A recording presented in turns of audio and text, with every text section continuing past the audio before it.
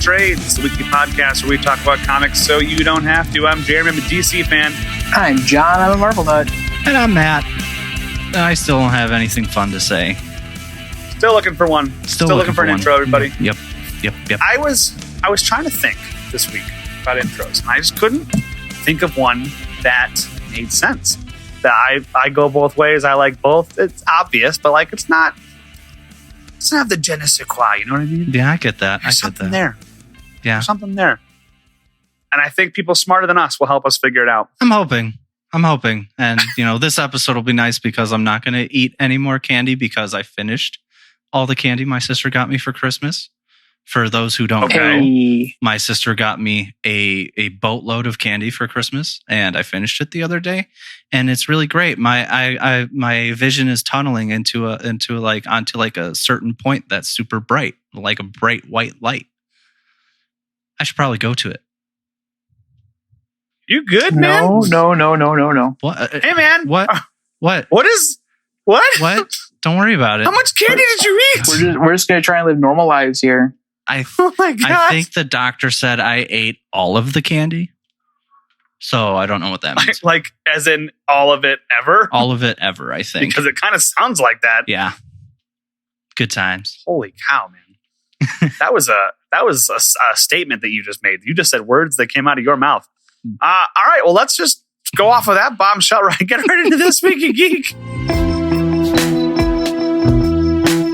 This Week in Geek.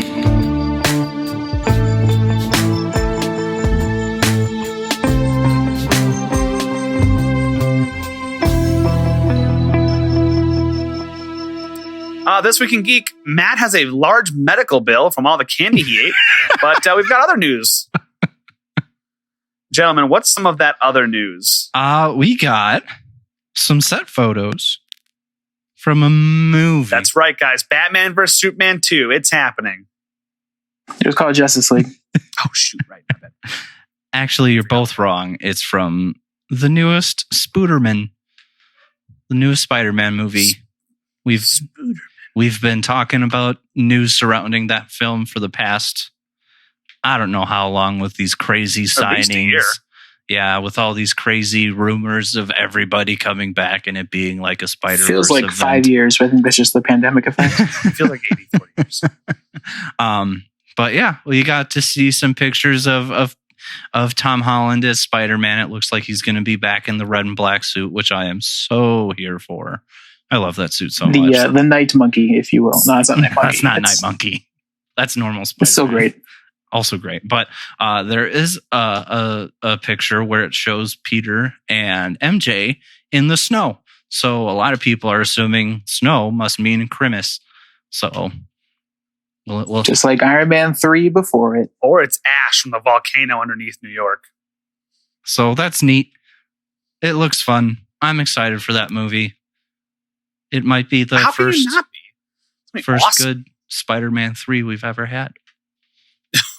That is true. I thought you were going to say Spider movie. I'm like, you watch your tongue. You watch your tongue, even if you're just doing the Tom Hollands. You watch your tongue. They've all been great. Yeah. That's very interesting, very exciting.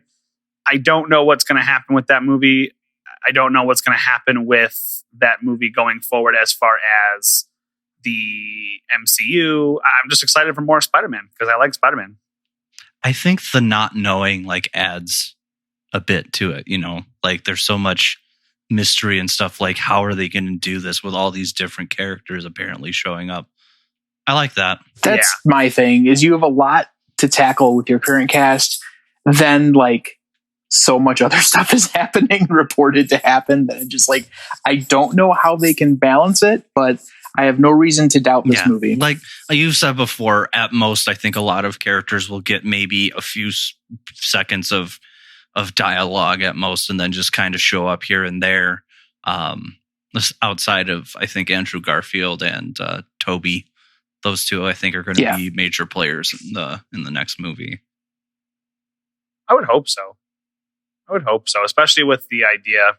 Maybe it'll have to be the three of them together doing Spider-Man things instead of Spider-Man going alone doing Spider-Man things. Mm-hmm. That's my guess. I'm very into that idea. I just am excited to see more more Tom Holland. I'm excited to see more comic book movies with people that I like, and Spider-Man's one of those characters. I will always have a soft spot in my heart for that character. He's so fun, and he's being portrayed so well right now that I just want to see more. Yeah, it's hard not to like him. Mm-hmm. He's a likable guy. I watched interviews with him when he did his Billy Elliot thingy. He's hard not to like. What else we have? What other exciting news? In less exciting news, but kind of sort of related, Morbius got delayed till October. What? Oh, wow. It apparently was set for the summer, and I didn't know this, and I don't know who. Why wouldn't you put out in October initially? I don't know who's going like, oh, shucks, Morbius got delayed. Like, I don't know a single soul who cares. You shared that on Twitter, and I even was like, I thought it was coming out in October. I thought it was already just set to come out in October because that's an October movie. Well, it's apparently delayed. Yeah. And personally, I think, you should put your vampire movie out in October. That makes sense to me. That would make more sense. Yeah. But what do I know? Than making it a summer blockbuster. Maybe very, very late September, very, very early October. So you don't have to do it like Halloween weekend. Yeah. You can like enjoy the spookiness. That's what you want to do. I enjoy movies that do that. It could be a summer buster. I agree. Like Luigi's Mansion released on Halloween. I'm like, no, Nintendo, no. Like earlier, like enjoy the spooky.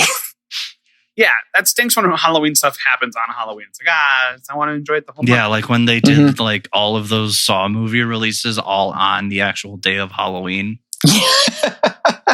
Yeah. I mean, granted, right. Let me enjoy it. It got rid of a lot of people that nobody really wants to see on Halloween, but that is the Saw people. You mean the directors of Saw? No, like fans, diehard fans after like the second one. I like the third. Yeah. I saw 1, 2, and 3, and I'm like, that's a neat arc, and we're going to close the book on this franchise. I don't need to see any more. I saw 1 and 2, and 1 was really, really, really good. 2 was I don't know if it's worth going to, but going to find, but like, I liked 1, 2, and 3 together as like a trilogy. I thought that was neat, and that's it. That's all I have to say on Saw, I guess, in 2021. I saw all of them. And I am not saying I regret it, but I don't recommend. But that's a thing that happened? It is a thing. At least you got to see the one that had Chester Bennington in it. That would have been the only part I would have enjoyed. Yeah, but he played a Nazi and he was only in it for like 2 seconds. Oh, then that's awful. Right. Damn it. Or maybe he's not a Nazi, but he's definitely a white supremacist, and he gets murdered and he's the opening credits kill. Spoiler alert, sorry. I wonder how many tickets that sold though. Just for him. It's more than 0. It's true. That's for sure. More than 0. Well, you know what? Comic book podcast. Nah, man. Time to talk about Saw. It's like the Planet of the Apes tangent all over again. Hey, man, I'll do a whole horror episode. Let's go. We've established my love for horror movies. But moving on, we have some casting news. I got more? Casting news? Casting news. Featuring, or rather for the show, upcoming show that I guess I'm kind of excited for Moon Knight. We have... we can skip this news. Moon Knight's terrible. Yeah, you're right. It's dumb. Especially when Oscar Isaac plays him. Yeah, totally right. That'd be so stupid. Well, as long as they didn't get anybody stupid in this movie, like Jude Law or something. That actually would have been interesting. But no, we have an antagonist. We have Ethan Hawke is going to be playing the villain. I thought it was Jude Law. I was trying to be a jerk. No. Dang it. No, Jude Law is just stuck playing Dumbledore right now. I just want to throw this out there. Jude Law, you're fantastic. I was doing that as a bit. I think you're wonderful. I loved Sky Captain in the World of Tomorrow, but not because it was good. Yeah, that's the Jude Law movie. Yeah, it's the first one that comes to mind when I think of Jude Law because I had a poster for that movie in my room when I was a kid.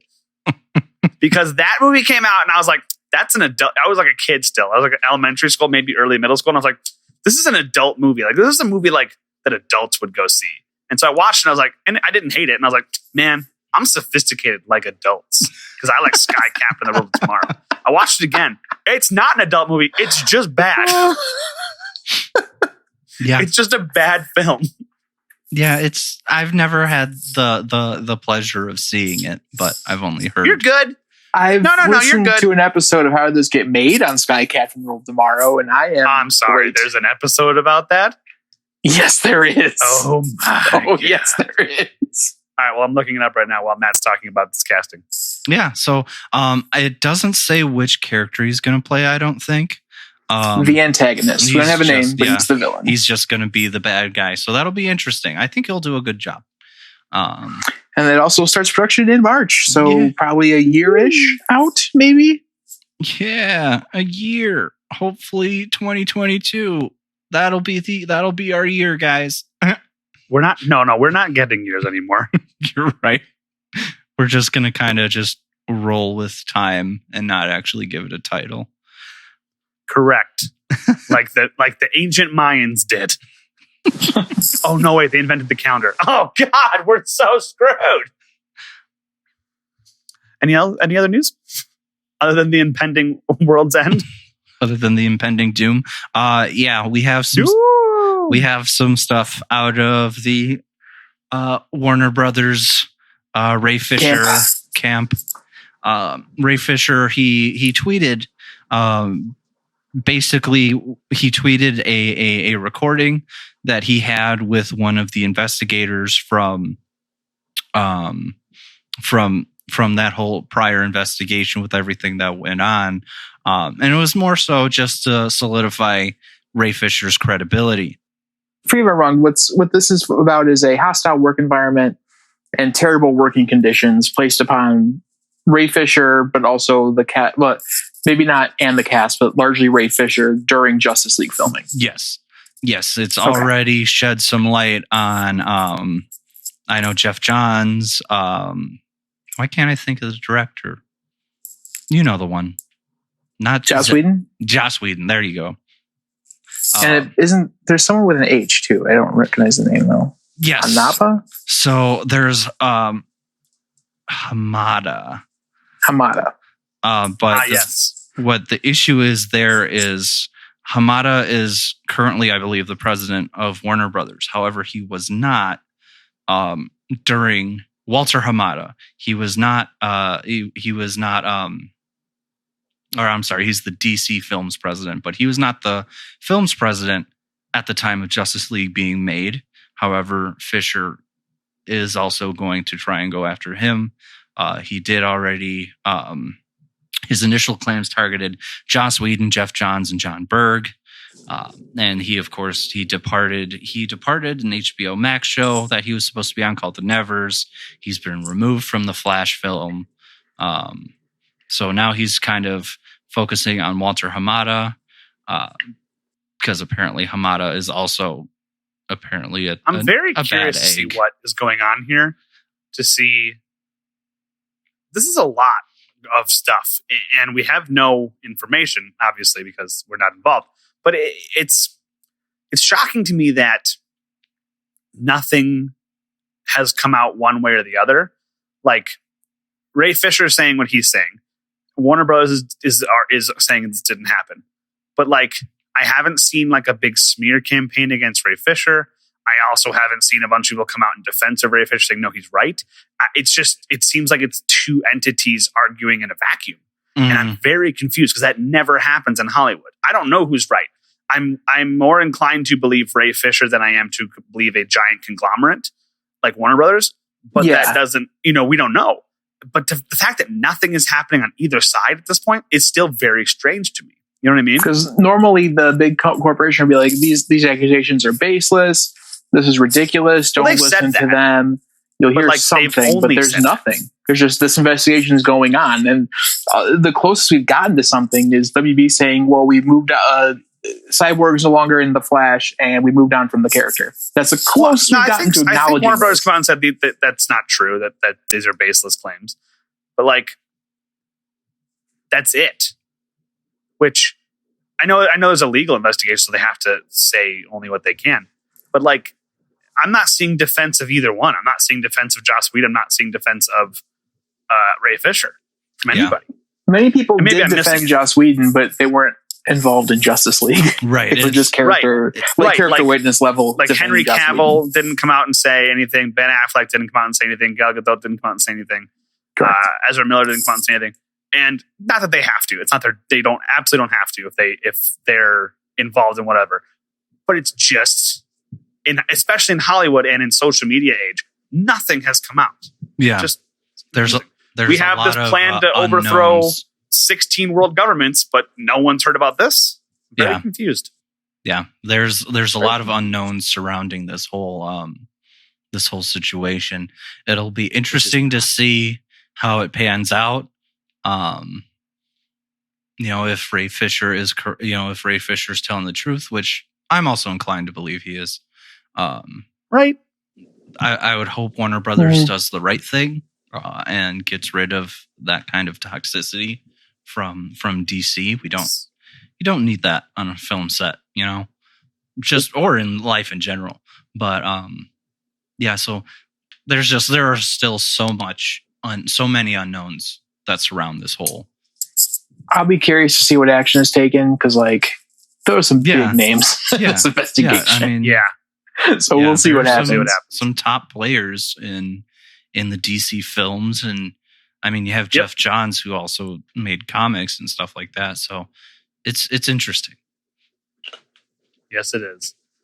Any other news, positive, negative, and or otherwise? There's one thing that we're not going to cover, and that's the potential spoilers for Captain America. Or no, it's Falcon and the Winter Soldier. Yeah, Falcon and the Winter Soldier. We're not going to cover those. Yeah, not talking about it. There's a toy that has been revealed. Is it out or has it just been revealed? I think it's just been revealed, like to a Toys R Us or something. It looks like so. The toy leaked. Someone had it in their hands. Someone contains a plot spoiler from the yet to be released show. Yeah, this is not the first, second, third, nor 300th time this has happened. Usually it's Lego. Civil War, we had Giant Lego Man. does this all the time. Yeah, with Giant Man from Civil War. That was the exact example I was thinking of. But we have a group chat. And our group chat went from Jeremy going, I'll look into it immediately. Don't look at it. Yeah. Don't look it up. Because I have zero problem with spoilers. They don't bug me. I don't care. I'm still going to enjoy my ride, even if I know the end destination. I still have a great time. But John and Matt really like to not know what's coming and like to be surprised when it happens. So the thing that it is, honestly, it's not going to make or break the show, but it's a cool thing that I don't want spoiled for them. So in the group chat, multiple messages, stop, no, don't even think about it. It's not worth it. Don't do it. And I stand by that. Yeah. I already had Star Wars Episode 7 spoiled for me. I feel like, dude, that's one that I'm kind of glad it didn't get spoiled for me, but oh man, that would have sucked for you. Yep. That must have sucked for you. It was because I wasn't expecting it. It was on a Blackhawks post and some salty fan posted it and it was like, hey, I just came here for hockey. And then you get into an argument and then you spoil what happens to my boy in Episode 7. Which it's mine was during the release of Secret Empire for whatever reason. So New Comic Day is Wednesday. I at the time had Wednesdays off, as did my sister. So we would go out and get breakfast every Wednesday, then go to the comic shop. Which comic shops open usually a little bit later because it's they're comic shops, right? And for whatever reason, seemingly every week, Secret Empire came out. There was an article revealing the plot of that, the main bullet point of that issue in the headline for whatever reason. And it drove me up a wall. Yeah, that. Oof. That's an oof from me. That's frustrating. It is because I'm doing, other than getting it digitally, because I did a post to support local business. I'm trying to get it and read it that day, but I'm not quick enough because I can't get it quick enough, and it just drove me nuts. But with this, it's the show was initially planned to have been out in fall 2020. So normally the show would have been out and we would have seen it all and we would have it would not have come across a spoiler. But Right. here we are. Yeah. Yeah. We live in this world with this reality, unfortunately. Just trying to be Oh, well. normal, live a normal life. I will say, I see. like what I you said, did there. this will not affect the show. This spoiler will not affect the show. It's the show will be good or bad on its own. But it's a neat thing. And I'm glad that it hasn't been spoiled for you yet. Yes. I hope it remains that way. Same. I mean, in a pandemic. Any other news? Nope. Not really. I'm good to go. All right. Well, we mentioned on the one shot that Wonder Woman 3 did get greenlit with Patty Jenkins and Gal Gadot as well returning. Just in case that is news, it should be here, but we did also mention it in the one shot. Yes. perfect. Yes. Perfect. All right. Well, guys, I have what is that called when you're looking forward and you have like an idea of something? Foresight. Yeah, that's a good word for it. It's not the word I'm thinking of. Prophecy. Another good one. Revelation. No, now you're getting further away. It's like I have 2020. Eyesight. No. Man, really stuck here. Premonition. Might It's a I tough one. might I take a swing? Oh, yeah, Matt, do you have an idea? Is it Vision? Oh, to the pull list. See, I didn't think Vision. Here's your pull list. This week on the pull list, we are reading The Vision, written by Tom King, drawn by Gabriel Hernandez Walta and Michael Walsh. Jordy Belair is our colorist. VC Clayton Cowles, letterer. Man, VC's Clayton Cowles shows up all the time. Michael Walsh Gentlemen. did issue 7, which we did not read for this week. Correct. Gentlemen, I saw this when it came out. I remember when it came out, in fact, that it was at My Happy Place, I believe. Yeah, That because there it was the was only old the- different era. What's that? It was the only old different era. So yeah, that was the time. I remember the poster and I was like, man, I just do not want to read that. I'm kind of Same, I mad at saw it and myself like, for not who having cares? read it earlier. It is good. I'm really liking it. The overall idea of the story is the Visions move to town and the wacky hijinks ensue, but the hijinks are not wacky at all. They're not wacky. They're barely hijinks. They're not even japes. Some serious No. stuff goes down. It's messed up. It gets real dark real quick.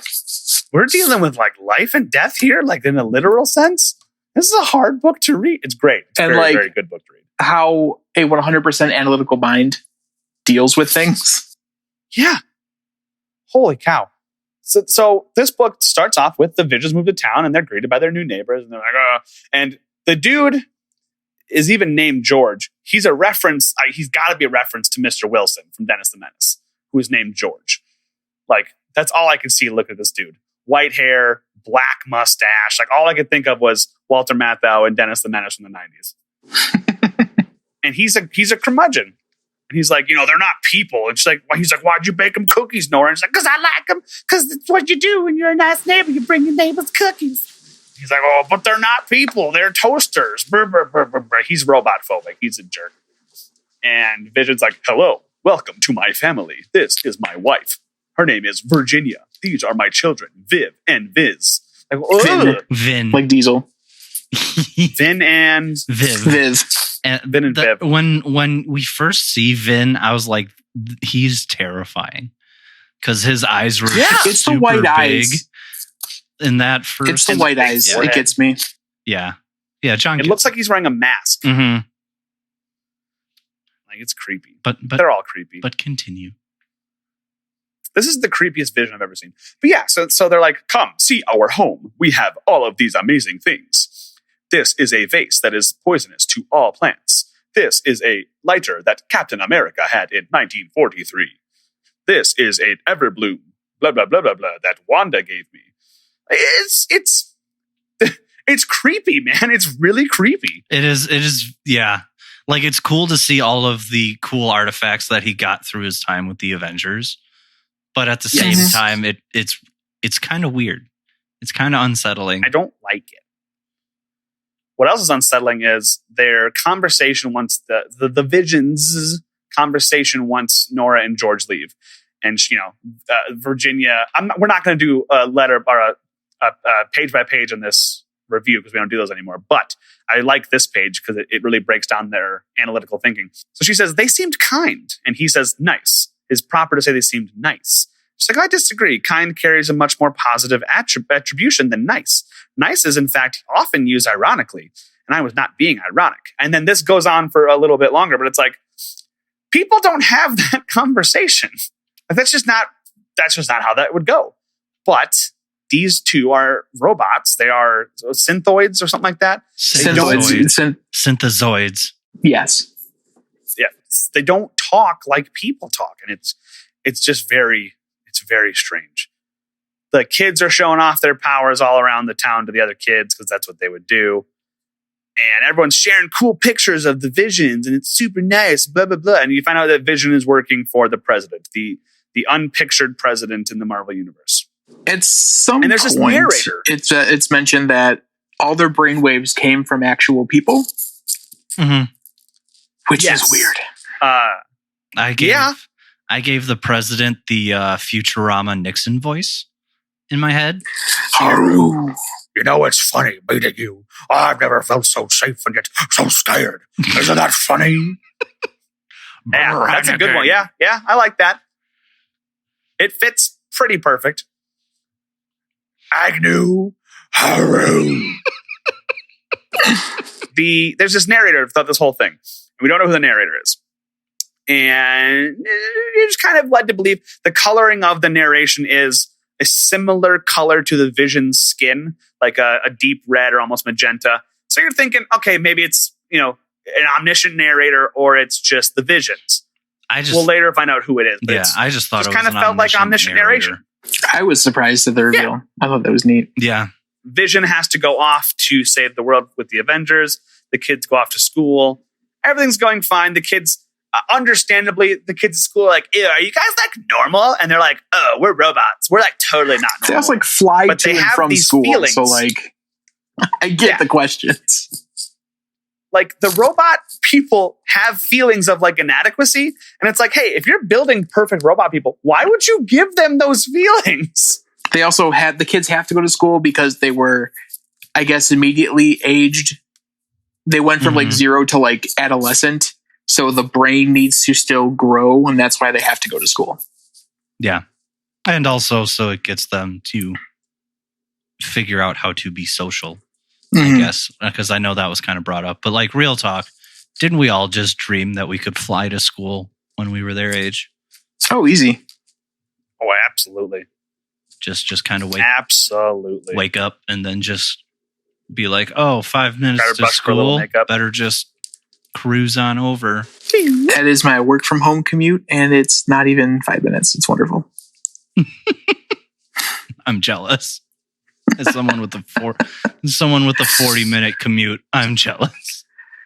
Used to be an hour. Now it's 5 seconds.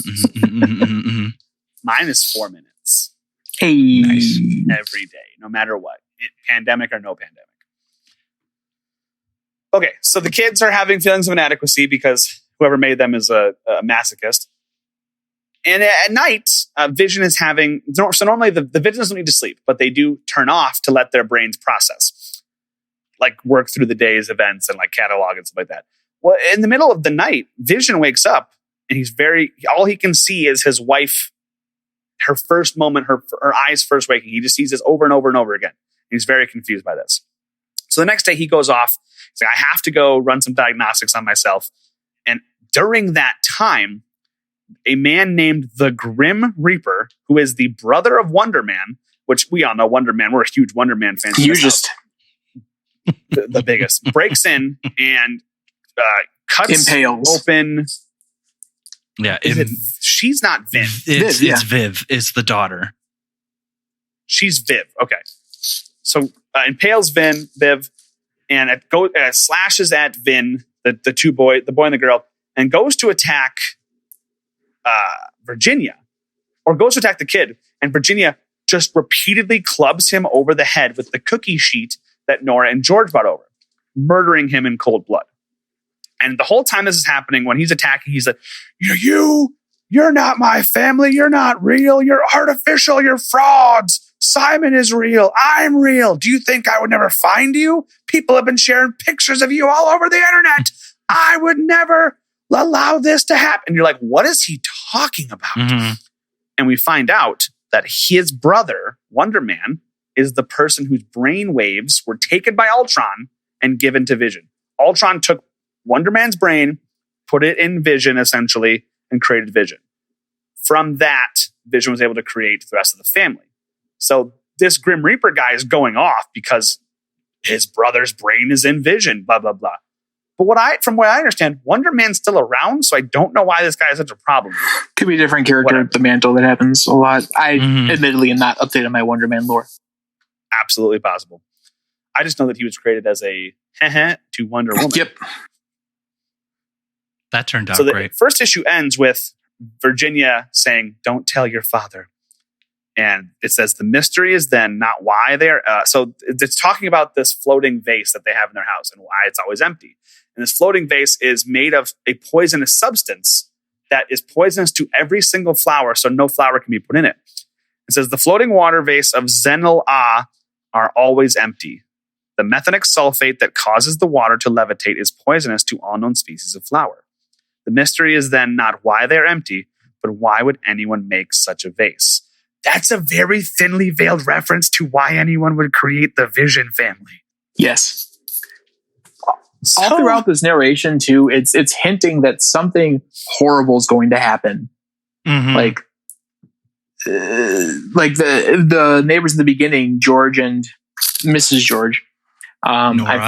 Nora, thank you. Nora. It says like, yep, and then their house would become engulfed in flames, and one of the Visions would do it. And I'm like, oh my god, it didn't happen in these issues we read, but like it keeps saying like horrible things will happen. And I'm excited. Yeah, it's going to be interesting. The next issue opens up with Vin in his high school. His high school also is Alexander Hamilton High School. And I was like, man, this did come out in 2014. Viv is like, she just keeps repeating, mother, mother, mother, mother, mother. She's broken. She is like broken. Vision is like, so, hey, what the hell happened? And Virginia's like, so he broke in, killed our daughter, or tried to kill our daughter, tried to kill our son. And then he and I fought for 4 minutes, and then he ran off. Yeah, I blasted him, I missed, and he got away. He's like, okay, I believe you. I'm glad that you're okay. I'm glad that you're all right. At school, Viv's, I'm just going to say the sister. It's so much easier, especially with the recording. The sister's lab partner's like, hey, robot boy, where's your sister? We have a project. And he's like, she's out. She's ill. She's sick. She's ill. And he's like, I wasn't. What do you want me to do? I just want to text her. Give me your phone number. She's ill. What, you guys don't have phone numbers? So I send my message to your butt? Which, like, that's actually what he says. I'm not just being facetious. Only with worse language. What he says. Only with worse language. Yeah, we can't use that. This is a Christian Minecraft server. So the brother picks him up and then does this little narration about how he doesn't do the narration, but the narration says that there's this little spot behind the carotid artery on a human that if it's pinched, game over, you're dead, never coming back from it. So kind of similar to the Visions, they can be killed with a button. Just a press of a button. The brother does not kill this guy, but leaves him there and then is suspended. The interaction with the principal is very interesting because, like, the whole time the principal's like, listen, you know what happens when kids bring guns to my school? Well, your kids are guns and they enter my school every day. Vision's like, listen, I have saved this world 37 times. My son will take the normal punishment when something like this happens, which will be a suspension, and further discipline will be dealt by my wife and I. He's like, that's not what I said. Like, Vision's like, I believe you'll find that arguing with me is very futile. And then at the end, the narration's I know like, Captain America, and your superintendent loves Captain America. yeah. Mm-hmm. As a crush on Captain America, which at the time is Sam Wilson. Like, I get it. Hey, Sam Wilson. No, I'm saying I get it. He's a good looking. But the narration for this bit says, Principal Sam Waxman of Alexander Hamilton High School will remember this one for the rest of his life. He will wonder what would have happened if he had been firmer with the visions that day, if he had not retreated from his initial position. Would that have made a difference? If he had acted right then, right at the beginning, maybe he too could have saved the world. So they fly home, the visions fly home, and he's like, hey, this is great, but I gotta go. I think our daughter's diagnostics are done. I think she can be saved. I gotta go do that. Virginia, the wife, is like, okay, see you later. She opens up the mailbox and there's a box in there with a phone and it says, enter this code, go to the videos and hit play. And the video that plays is her burying the Grim Reaper's body. And it's like, we know. And then a call comes in. Ruh-roh, Raggy. Someone knows what she done did. And it wasn't last summer. It was recently. The next day, or that night, I'm not sure. But some time passes, and then at night, people are spraying, these little boys are spraying like what they feel to be like a racial slur against After robots, which is go home copious amounts of socket research, lovers. They researched this term and settled on socket lovers. I want to tell you some of the words that they found that are bad to robots. A quote, bad names for robots: bolthead, toy, toolbox, hollow man, toaster, ruster, clank, shell, wannabe. And they settled on socket lover. Not a bad insult, I guess. Like I can see the malice there, but like, come on, there's got to be a better one. But whatever. Virginia, all full of piss and vinegar, pulls the boy. She puts her hand through the door, pulls the boy against the door, like breaking his nose. And to the other one is like, stay where you are, and I will not harm you. And it's pretty scary. Like, she's scary when she gets going. Mm-hmm. Mm-hmm, mm-hmm. Then we see this little vignette about the Everblossom or Everbloom. And the Everbloom is something that was given to Vision by someone. It says it's not said who. It's Wanda, his ex-wife. It's Wanda. We get this little vignette. And John, do you want to talk about this little vignette? I mean, this just needed a French narration and a cigarette because it is so cruel. It's actually the standard tourist guys to Transia recommend. Like, it just felt like that. John loves this. This vignette has a woman and her cat. This, I can tell. She's saying this is a good girl and look at the beautiful view. Don't know if you like the view, but regardless. And she pulls out a pin from her hair. And the reason is that the Everbloom can give you time, but in order to extract the time, you have to consume it, not only after eating it, but also after killing. Such is the tale of the Everbloom. Feed.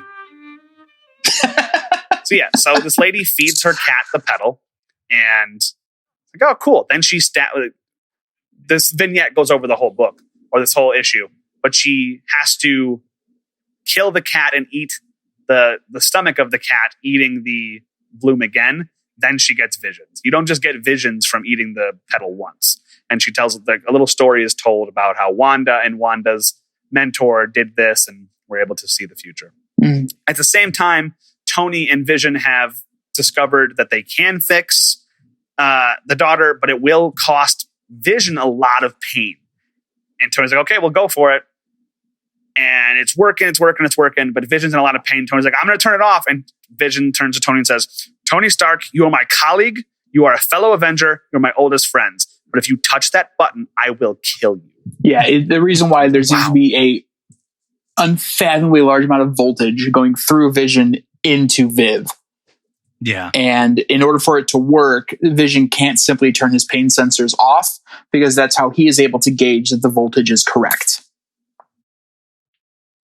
A lot of sciencey terms, but it works, and she's saved, which is awesome. Yeah, she keeps So now the saying family's mother, back mother, together. and then she says father, and they have a nice big hug, and it's really nice and touching.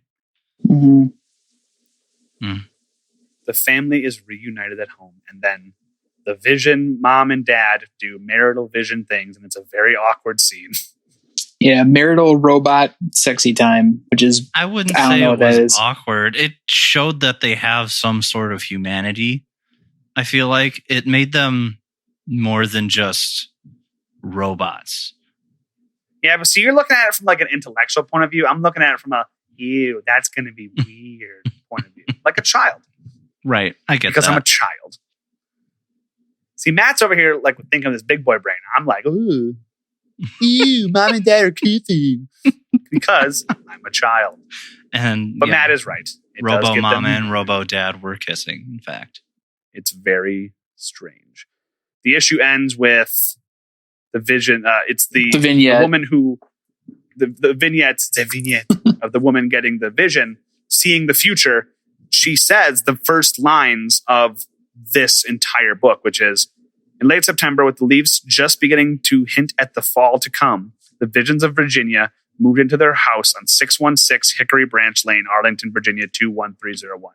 Also, it's funny that they're home 616, which is the Marvel, canon Marvel Earth, which is funny.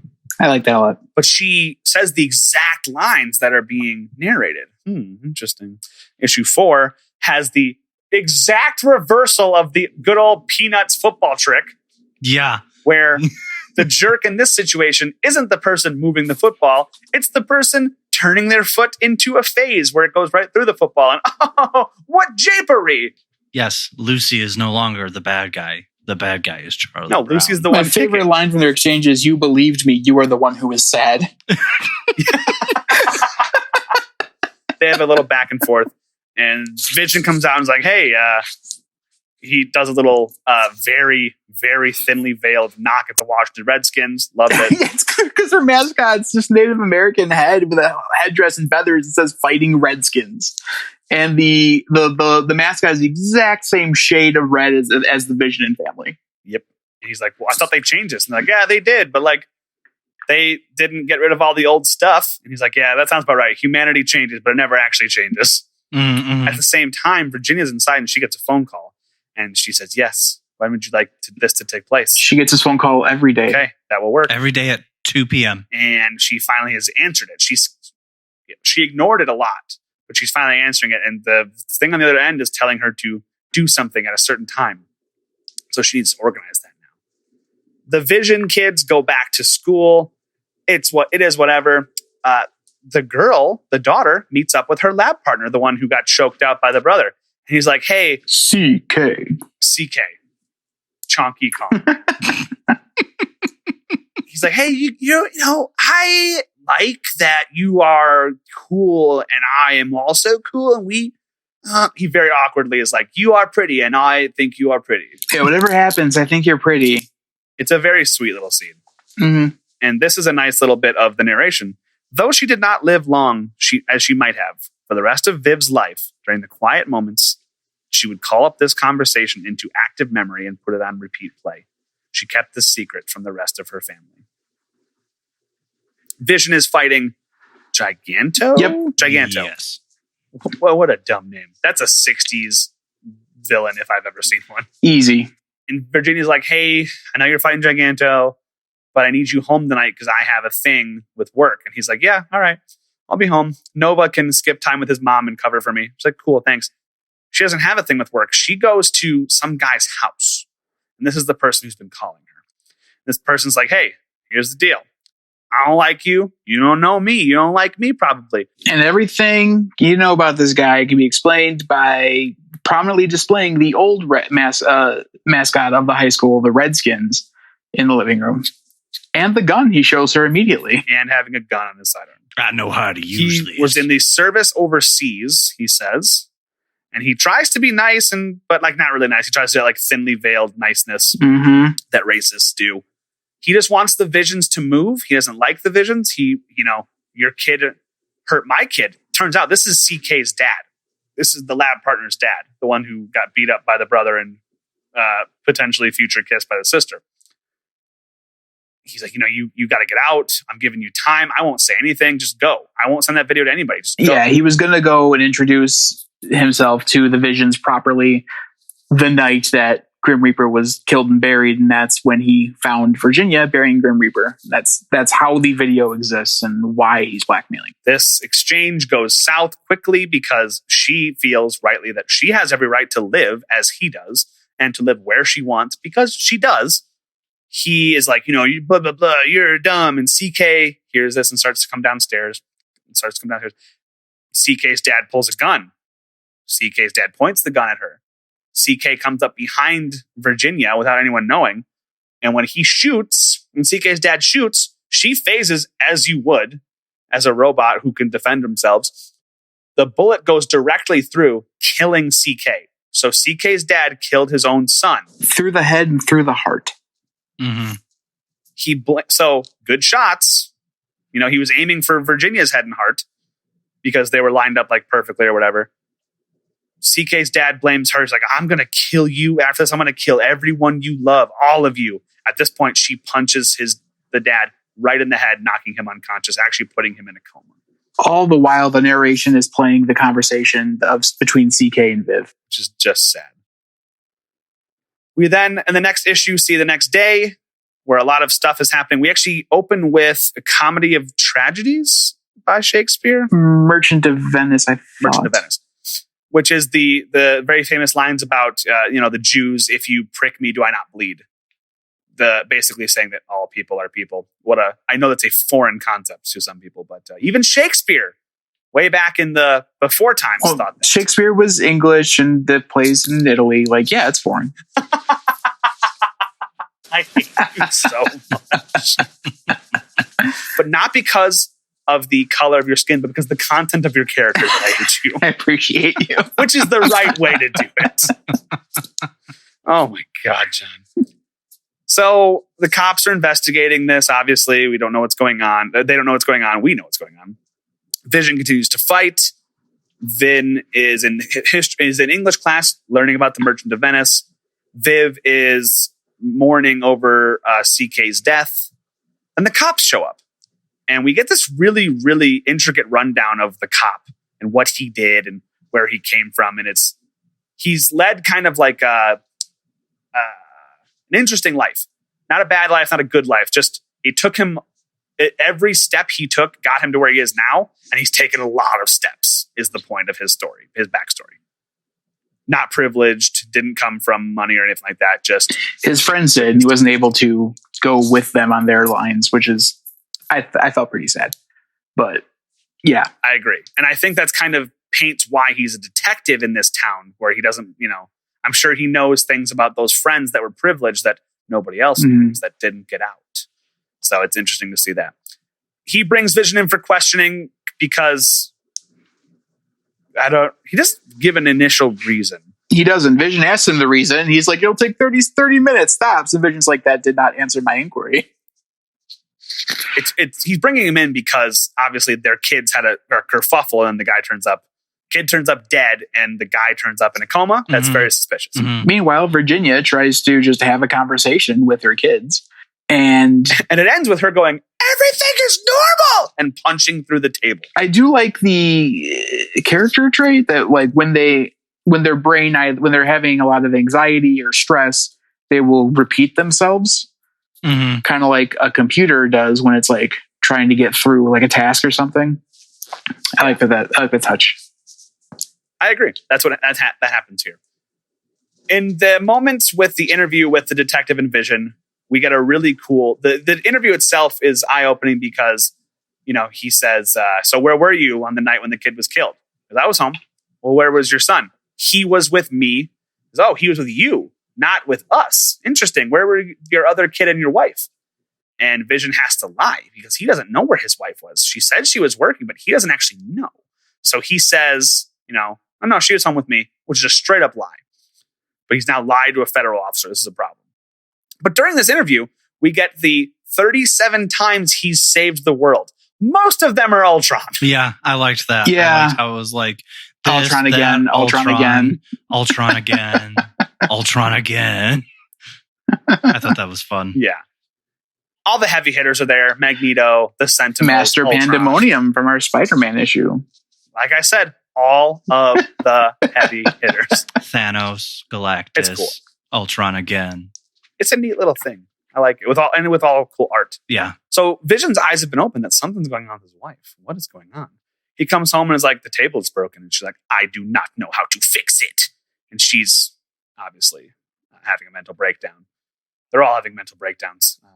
That will be not only emotional, but they will be physical very soon Mhm. in the next issue. Before we move on, at one point I missed it, but in this issue, Vin asks his mom, like, Mom, I think it's right after the table was destroyed. He goes, Mom, if you prick me, do I bleed?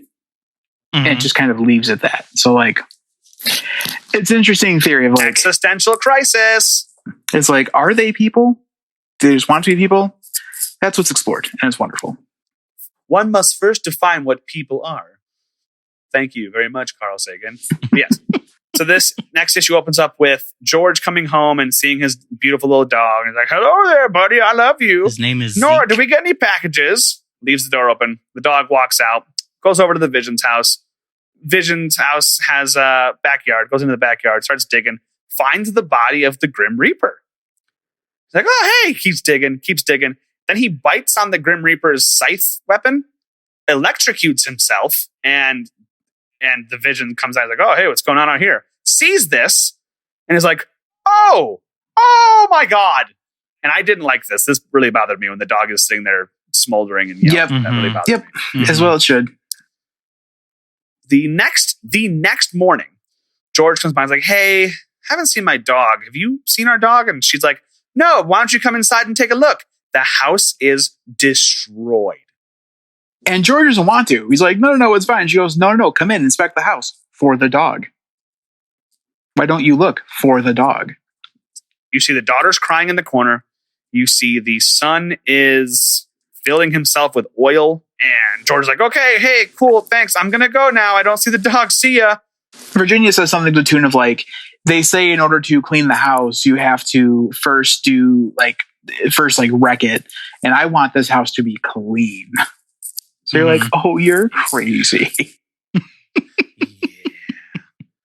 We find out that the reason the house is destroyed is because Vision had an absolute conniption. When he found out what happened, he lost his mind.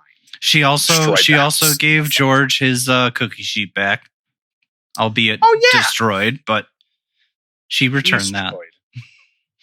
Good for her. And Vision does concede that yes, he went over the actions that Virginia told him, and they did seem that hasn't happened. Oh, that hasn't happened. Okay, my bad. So Vision, where's Vision? You may ask. He is at his lab, cutting open the dog, taking the dog's brain out, and he's going to put the dog's brain into a new Vision dog. Brings it home in a box to his family, and he's like, I have something for the children. It's a dog. And then he says what John was saying, which is that the actions Virginia took were necessary, but if only she would have told Vision, he would not have lied to the FBI. Do you think that they were being cheeky, making the dog a wire fox terrier? I didn't recognize the breed. I didn't know it was a wire fox terrier. I thought it was a Scottish terrier. But now that you say that, I don't think Tom King does anything on accident. So yes, I do. Well, yeah, that's why the principal is Principal Waxman. Like everything is a reference. I wonder what the Hamilton was a reference to. I'll have to look into that. Anyway, the issue ends and the volume ends with the narration going further and further. The answer is yes. Vision would continue. He would fix what had been broken.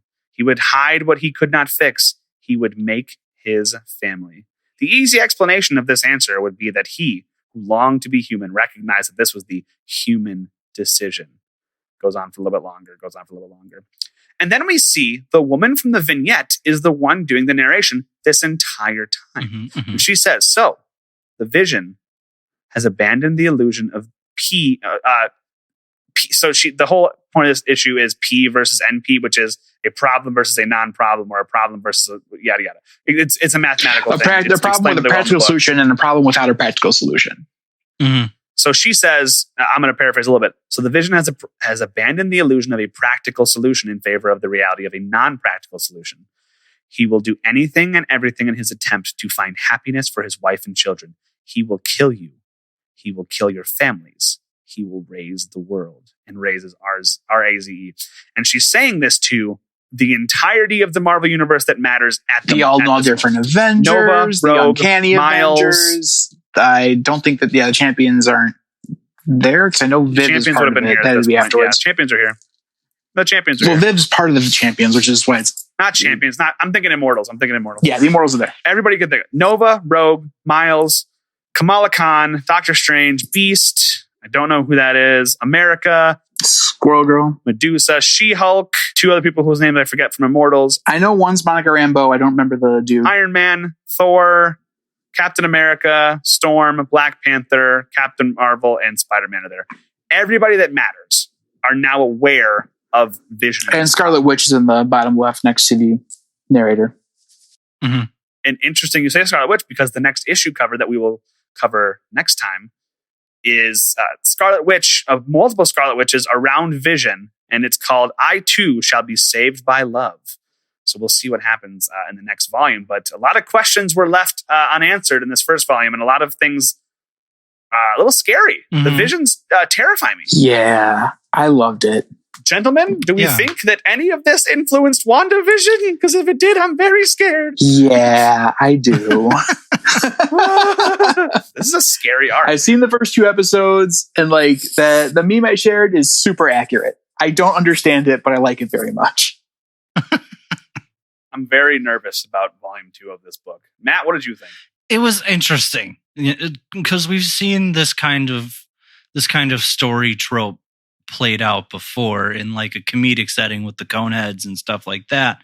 So to have this one where it's a much darker story, I think it was very interesting. I like that it involves someone who, when you think of the Vision, you think he's part of the Avengers. He's a hero, and you're about to see him possibly break to essentially, because like at the end too, it was bringing up like, you know, he always thinks about 37. He saved the world 37 times. Isn't that enough?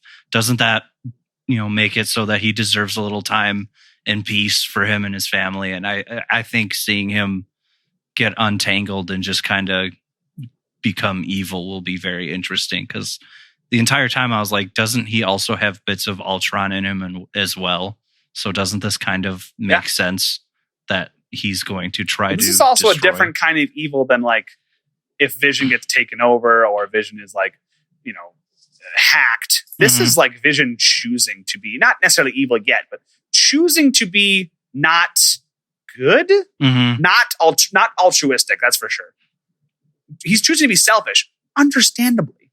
The only one that I feel like still has innocence is Viv, is his daughter. Otherwise, I feel like, I mean, Virginia, that one's pretty easy. She beat a dude to death and put another dude in a coma. Vin chose to bring harm to that boy. Yeah, lifted him. No and other choked way him. to do Vin's it. also now having, you know, self-actualization happening. Mhm. So who knows? He could have a totally different arc too. I have no beef against the dog. It's interesting, but it's very interesting. No, you can't. It's the dog. The dog literally did nothing wrong. I also thought he was cutting up the Grim Reaper instead of the dog. Yeah, so did I. When you first saw that, I thought too. he was cutting out the Grim Reaper, and then you see Zeke, and you're all like, no,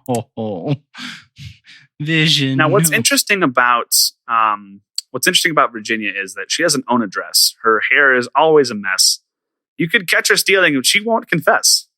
She's beautiful. Meet Virginia. That's right. The train song is about this book. No, because she don't- doesn't smoke. Oh, shoot. You're right. Never mind. I messed it up. That's my fault. Saved it. I was waiting all book to make that joke. And I was like, how can I fit it in? I was like, there's no way to fit it in. So don't fit it in. Just cram it and let it be. Yep. Talking John trades. got us there in the end. Talking trade style. But yeah, The Talking Trades motto, there's no way to do it. Just do it anyway. You're right. Civil War II. Talking trades. Oh, dang it! You know what? That's enough. We're going to the outro.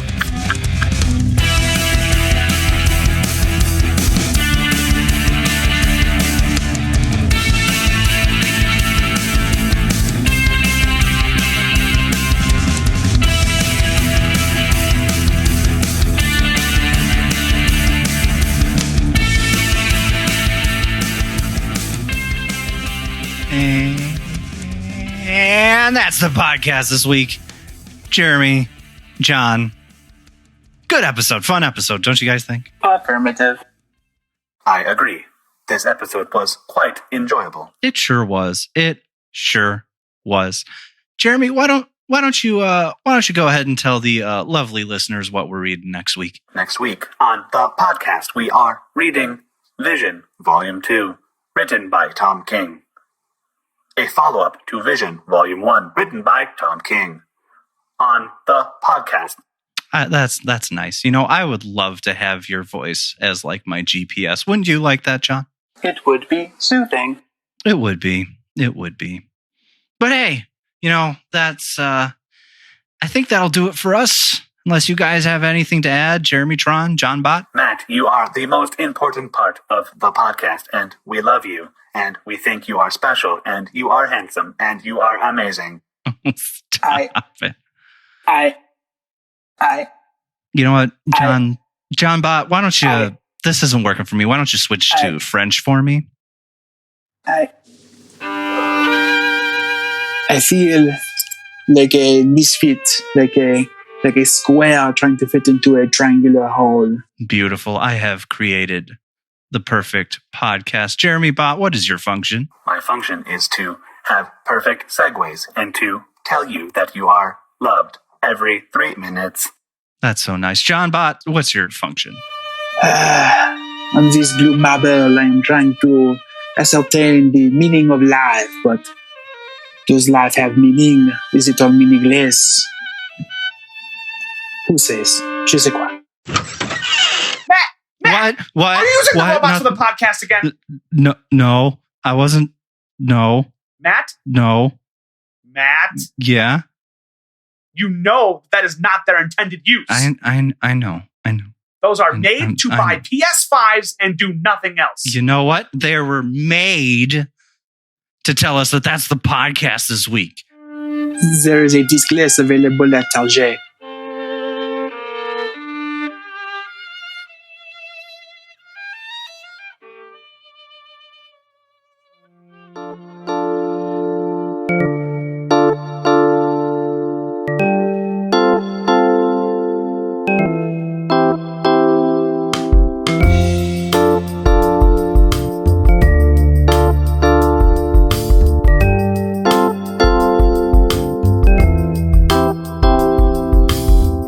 You can follow us on Twitter at Talkin' Trades.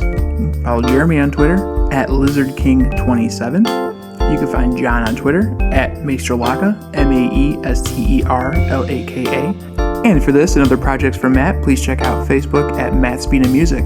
And remember, we're not experts, we're fans.